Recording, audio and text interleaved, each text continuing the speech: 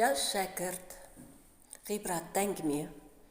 Бір ұстаздың жас шәкірті болыпты. Ұстаз оған айрықша сый жасап, басқалардан артық санайтын.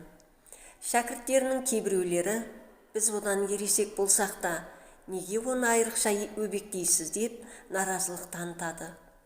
Сонда ұстаз бірнеше құс алдырып, әрбір шәкірттеріне бір-біреуден беріп, әрбірін ешкім көрмейтін жерге барып, құстарды бауыздап, маған әкеліңдер дейді. Сүйікті шәкіртіне де бір құс пен пышағын беріп, басқаларға айтқанын оған да айтты. Өзге шәкірттерінің барлығы қолдарындағы құстарын бауыздап, ұстазына алып келді. Ал жас шәкірт құсын бауыздамай қайта алып келді.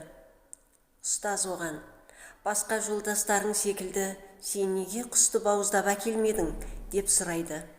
Сонда ол: ешкім көрмейтін жерді таба алмадым.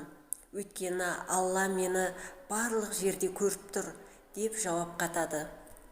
Өзге шәкірттер бұл сөзді естіп, таңырқап ұстазына: сіздің жас шәкіртіңіз бұдан да мол сый-сияпатқа лайық екен деп жауап қатыпты. Тыңдағандарыңызға рахмет.